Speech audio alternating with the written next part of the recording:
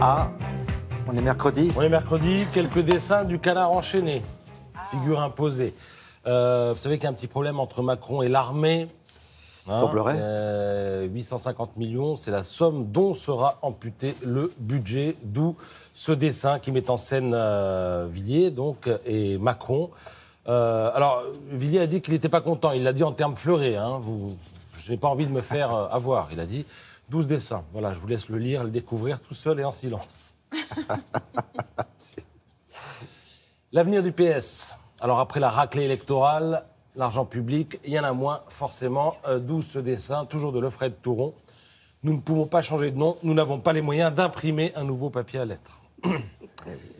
Vous savez que Donald Trump était tout récemment à Paris, il a rencontré Emmanuel Macron, le couple Trump et le couple Macron ont dîné au premier étage de la Tour Eiffel, d'où ce dessin de Mouget.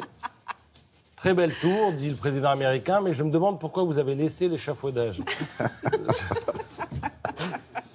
Ils sont très forts. Il est très bon celui-là. Alors vous savez qu'en ce moment à Berlin se réunissent tous les jumeaux du monde entier. D'où ce dessin de Diego Aranega. 15e réunion annuelle des vrais jumeaux à Berlin. Les dessins les plus forts, c'est ceux où il n'y a pas de commentaires. Oui. À droite, tout le monde a retenu Jupiter. Oui. Alors toujours dans le canard, regardez ce titre, le tableau pas très reluisant des trésors nationaux. Que se passe-t-il ? Bien, le canard lance un cri d'alarme parce que des milliers d'œuvres d'art de premier plan quittent le territoire français chaque année. Alors, quelques exemples. Un grand coffre japonais en lac doré du cardinal Mazarin, disparu dans un musée hollandais. Un grand bronze de la collection de Louis XIV, disparu également au musée Getty de Malibu. Un grand portrait de Talleyrand par le baron Gérard, pareil, au Metropolitan Museum de New York. 3 exemples donc. Parmi d'autres, il paraît que la liste officielle des merveilles ayant quitté le territoire reste interdite de diffusion par le ministère de la Culture. Il y en a un ou deux chez vous, Sylvie, il me semble. De trésors. Le truc de Talleyrand, là, il me semble. Mon chat s'appelle Gérard. Et alors, le problème, c'est que cette liste, on ne peut pas la voir. Et d'ailleurs, l'association Sites et Monuments vient de saisir le tribunal administratif pour forcer la main du ministère de la Culture et avoir accès à cette liste. Alors, il faut savoir qu'il est question, lorsqu'il est question qu'une œuvre d'art de grande valeur, c'est-à-dire pour un tableau plus de 150 000 euros et pour une sculpture plus de 50 000 euros, quitte le territoire, tout est fait en fait pour qu'il reste en France.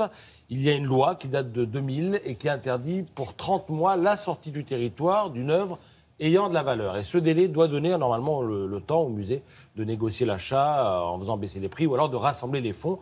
Et au-delà de 30 mois, eh bien, si ça ne fonctionne pas, eh bien, le propriétaire peut exporter où ça lui chante. Et c'est le plus souvent ce qui arrive parce que nous n'avons pas d'argent. Je cite le canard, les musées sont plus fauchés que les champs de blé de Van Gogh. Fin de citation. Alors parfois ça nous arrange parce que récemment, une commode sarcophage du grand siècle a quitté le territoire français. Tout le monde a poussé des hurlements. Puis quelques mois après, on s'est aperçu que c'était un faux.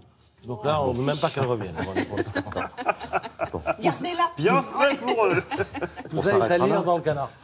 Merci beaucoup, Patrice.